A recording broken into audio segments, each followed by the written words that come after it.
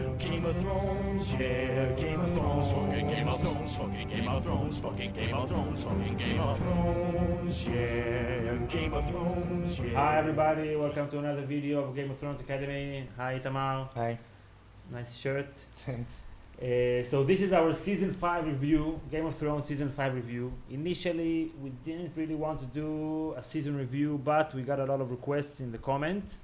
Got to give the people what they want. Got to give the people what they want. You're channeling Jalen Rose? Yes. Yes. Shout out to Grantland and Jalen Rose. And Jacoby. So we're gonna do our take on the season 5. We're gonna look at the season from a historical and political perspective. Fucking Game of Thrones, fucking Game of Thrones, fucking Game of Thrones. Okay, so season 5. The season 5 of Game of Thrones was a controversial season. Some people liked it, some people didn't like it. So let's just start with the different plot lines. Let's start with Cersei and King's Landing. So Cersei got to rule by herself for the first time, yeah. This is what she wanted. And you got to give Cersei what she wants.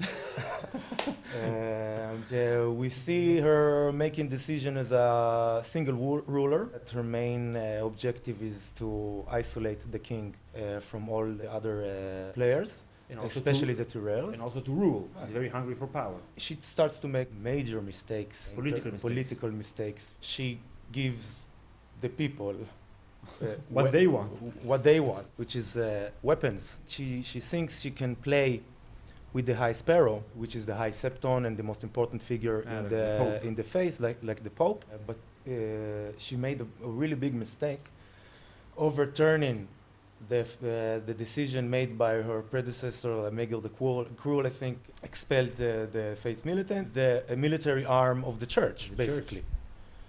And every smart ruler needs to know that if you rule, even if it's a city or a kingdom or an empire, the monopoly on the use of force needs to be close to you. Right.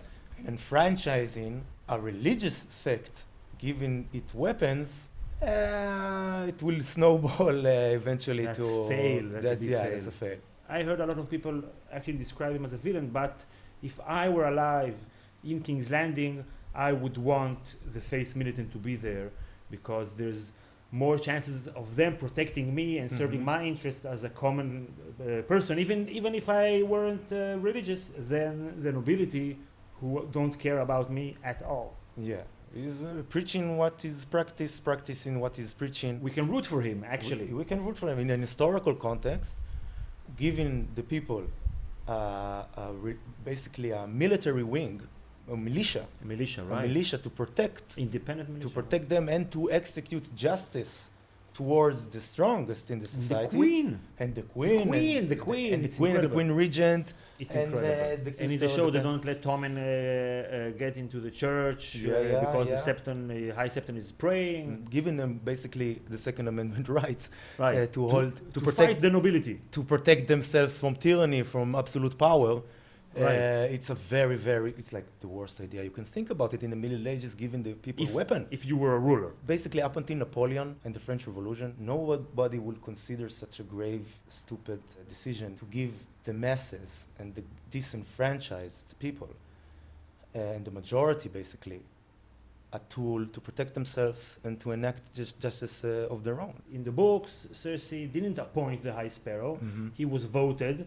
And then she made other blunders that got her where she was on the show. But here, they emphasized that mistake, that not only she allowed him to have his military wing, she appointed him because she thought she could maneuver him. You can see that conclusion in the Walk of Shame, which was the best scene in this season. Yeah, brilliantly done by Lena Headey, the actor. Really incredible, really good. Then the people, the masses, the mob, basically, they are mob. When they gather and they see her stripped from her royalty and stripped from from power, and they take their time until there's like this some brave guys calling her whore and stuff like that. Right. And then all hell's breaks loose. And they're not afraid anymore. They have legitimization to shout shame and be and violent. throw shit at her. That's violence. That's violence, yeah. And when you see when you see the masses, you can definitely say maybe Westeros is not that ready to democracy.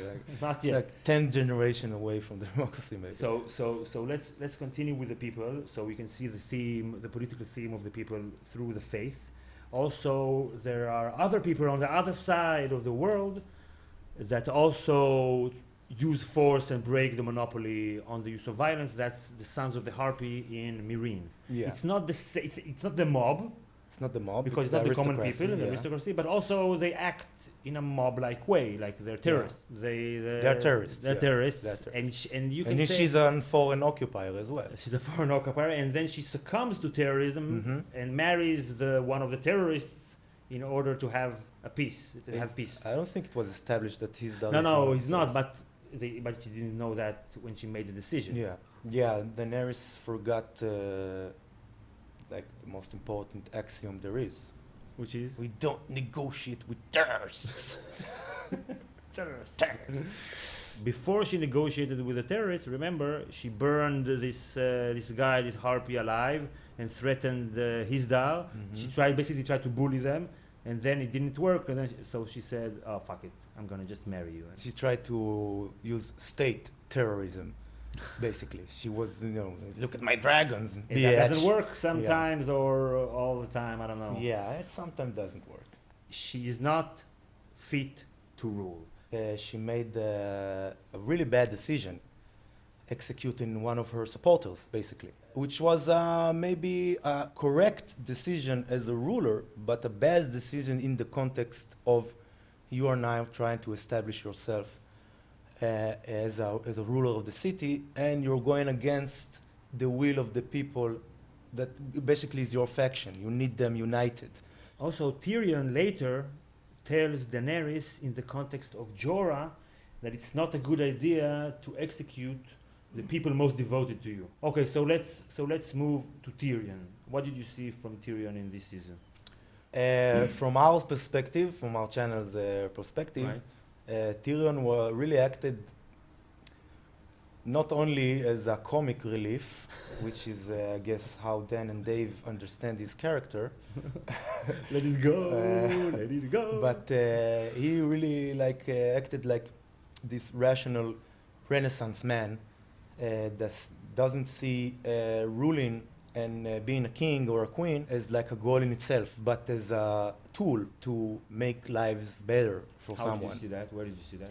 His conversations with Jorah after they left Valyria, the ruins of Valyria, was like, why do we want to help Daenerys? And he says, Jorah says, because she deserves to rule, She's the queen, and she's the queen, and that's it, and I love her, and whatever. And Tyrion says, so what? And then what? Okay, she will be queen, but then what?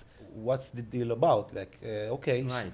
why using all your energy to bring another king or queen to this war-infested continent? He talks about the very system of government. Yeah, and later it was reflected in his conversation with Daenerys. Right. In the sense that basically he said, you want to rule, but you're ruling on behalf of me, of other people, like on behalf of the people, of the masses or whatever, not on behalf of your pride. You need to prove yourself to me.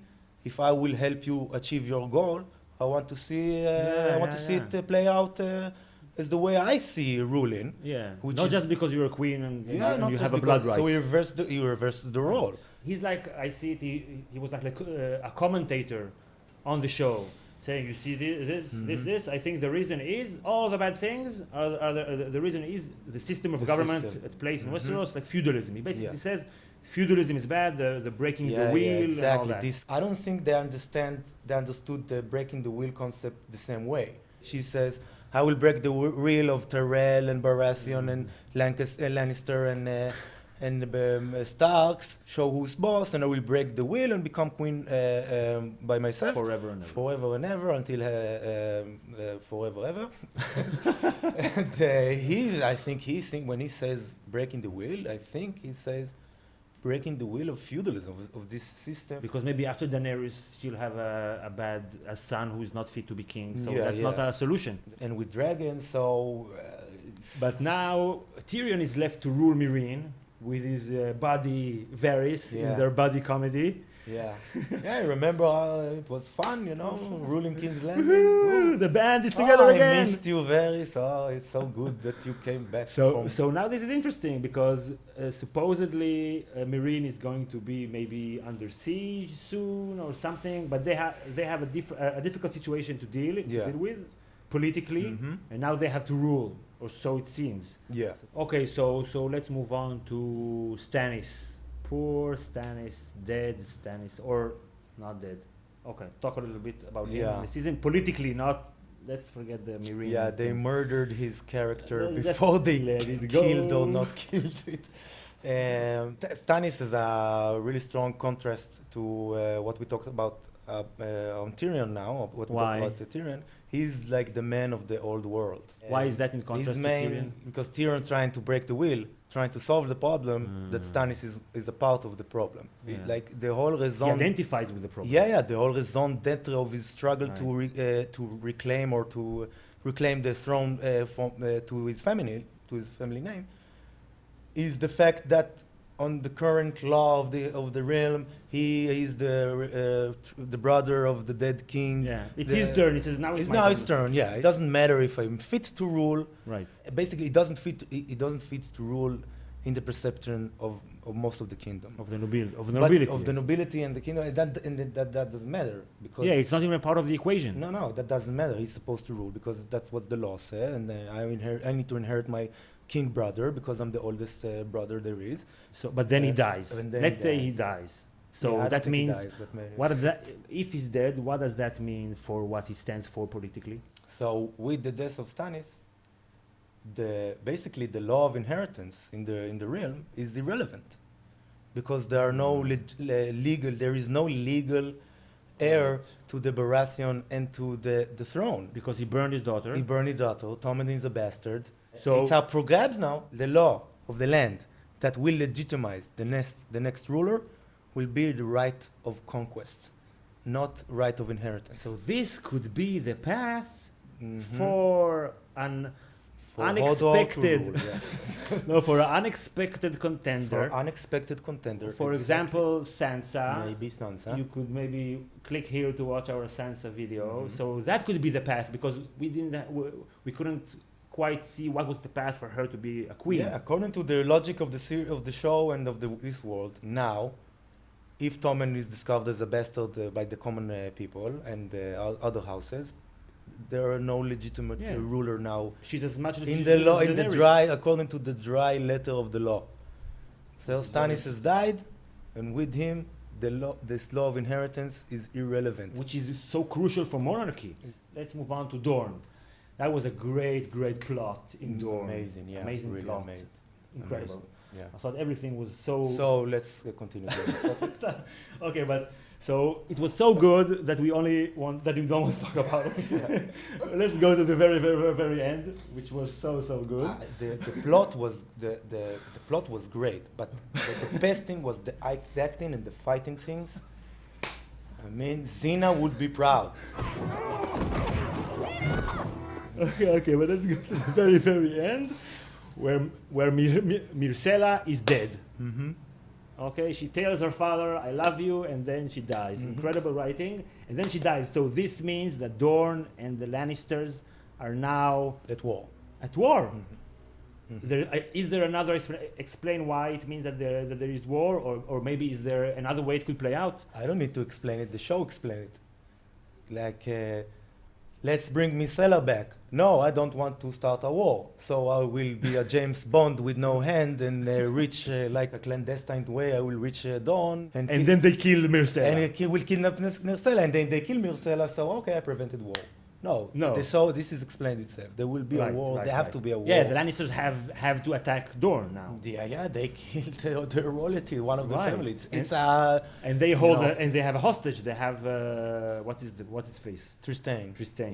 Yeah, but I think King's Landing now is very weak very, very weak. And it's going to become even weaker. Yeah, and there maybe be a declaration of war, but war in itself, they will need to bring an army from somewhere. Okay, and so it won't be the Tyrells that help them, even though the Tyrells are supposed to hate Dorne. But now they hate. But now yeah, they hate but now, Cersei. Exactly. Okay, let's move on to Sansa. That was another great plot. Amazing. Let's not talk about Sansa's rape. If you want to hear our take on Sansa's rape, click here. But let's talk about the fact that she lost her virginity. There are political ramifications for that. So yeah, in the books she's still a virgin. Okay. And he with the capital H really emphasizes her virginity. The importance of it. The importance of the virginity in her character, in the sense that she's always want to be pure. But now she lost her virginity, which make her the wife of Ramsay in the eyes of gods and men. They consummated their marriage. But Ramsay is going to die sometime. Probably will going to die, and she will be a widow. And widow is a very is like a high prized widow with title. Why? In the Middle Ages, because you marry the widow, and then you take her property, basically. Let's go to Sansa's mentor, Littlefinger, and what politically happened to him this season. Now he lost his biggest chip. He had one chip to move up the ladder. Now Sansa, God knows where she is. Mm-hmm. He didn't think about that possibility before. Didn't think about the fact that she could die. Just left her there. Yeah, it's very out of character. Not that he gave it to Ramsay. He gave her to Ramsay, but that he didn't know Ramsay is a fucking maniac. Yeah, he didn't know. Oh, so I think he likes you already. Where are all his little birds? I don't know. Right. That tell him like he didn't do some research. And he has a problem now. Yeah, he has to get Sansa back because now Sansa, she's by herself. She can go anywhere she wants. Mm-hmm. So this is an important development. Okay, so let's move on to Jon Snow Caesar. Who made a Caesarius mistake. Yeah, who got stabbed. And is dead. And dead is dead. Yeah, dead is dead. And he will not come back. What dead may never rise again, ever. Especially in Game of Thrones. Game of Thrones. Okay, so talk about his death scene and the political developments that led to him getting murdered. He got the Caesar treatment, with the massage and everything. He tried to make a reform. Exactly. And he had to do it in a very, very short time. And so people were not ready for it. And brokering peace with like the ultimate enemy of supposedly ultimate. No, it is the ultimate enemy of like the common man of the watch. So he's paying the price of peace. Like he's a victim, like we love to say in Israel. He's one of the victims of peace. The first victim of peace. There will be many more. Now that he's dead. There's chaos. Tormund. That was his ally. That was his ally. Yeah, what's gonna do now? I mean, and the reason they killed Jon is because he made peace with him. So and they are already on the other side of the wall. And they have weapons. And they have experience. And there are more wildlings there than people of the Night's Watch. I think it's going to be like a massacre or something. And there's a giant also. So before we wrap this up, as we do with every video, you have a bold prediction. This time a bold prediction for season 6. What do you think would be like the most meaningful development in season 6? I don't know. I don't plan to watch season 6. But if I do, because I will tell you about because we have to give the people what they want. Got to give the people. So we left Daenerys. She meets the Dothraki people. The Horde. So I think my bold prediction is Daenerys will unite the Dothrakis in season 6. And with Drogon, and she will start her journey and back to the west, pillaging, scorching, destroying all of the cities, or a lot of the cities that will rise against her on the way. And if you want to know more, to listen to more details of that prediction and maybe learn about the Dothraki, we have a really cool video about the Dothraki. You can click here. And if you have anything to add, except that we had so much fun doing this video as much as we did watching the season. Very, very good season. And we can't wait for season number 6. And of course, if you enjoyed the video, like, and if you think that there's more meaningful development in season 6, make sure to mention it in the comments. And of course, subscribe to get our next videos, and we'll see you next time. Bye, everybody. In the lightning they come to take on everyone, and you know it's the game of fuck.